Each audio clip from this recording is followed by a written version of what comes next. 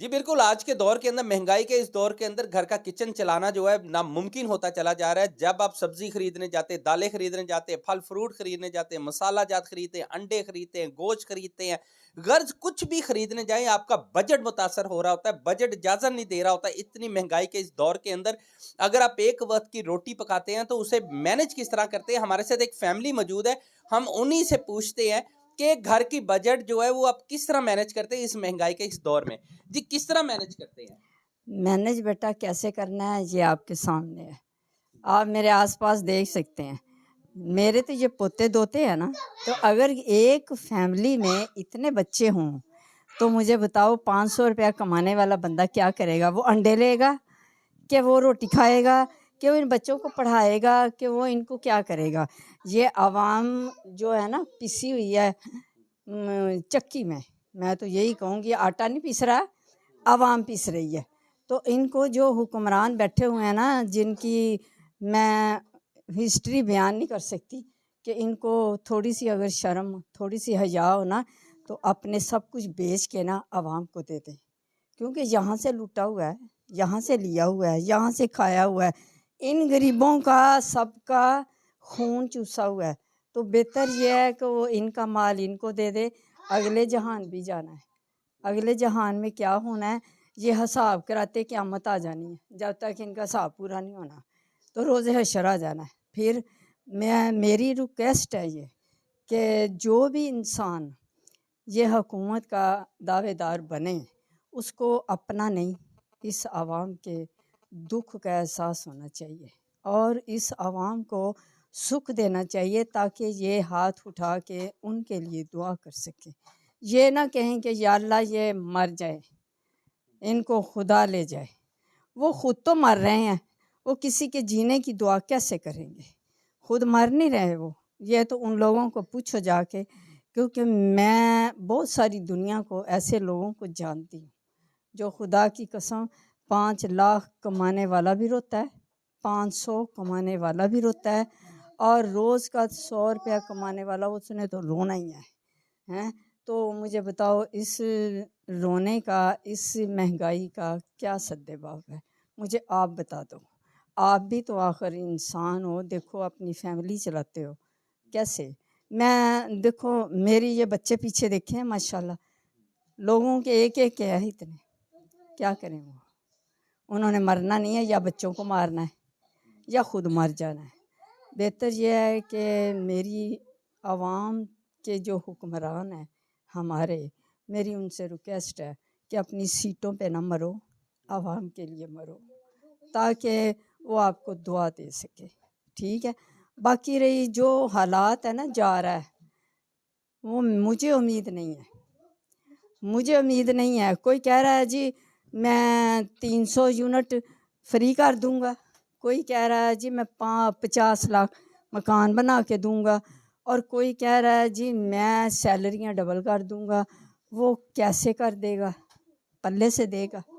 جواب دو مجھے.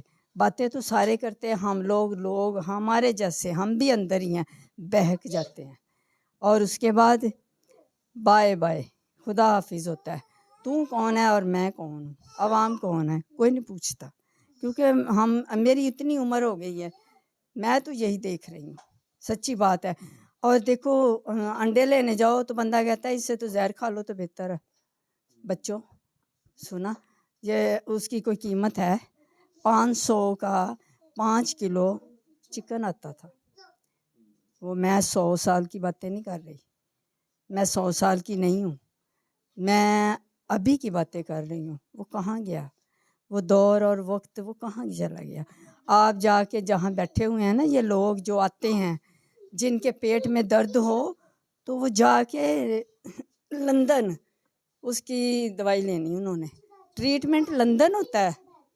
تو ہم غریب یہاں لوگ ہاسپٹلوں میں لانے لا کے کھڑے ہیں.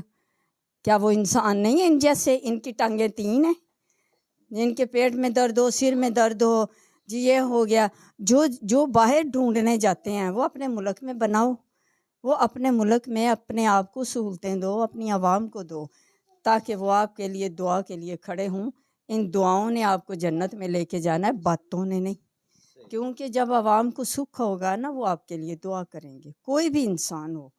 جو یہ چودرا نہیں ہے، ایک گاڑی پہ جا رہا ہے اور اس کے آگے 50 گاڑیاں، پیچھے 50 گاڑیاں، کیا اس کو اغوا کرنے لگے ہیں؟ کوئی اکیلی گاڑی میں نہیں جا سکتا. جو اب پٹرول ویسے تو کہنا جی مہنگائی مہنگائی، تمہارے لیے نہیں ہے یہ جو حکمران ہے.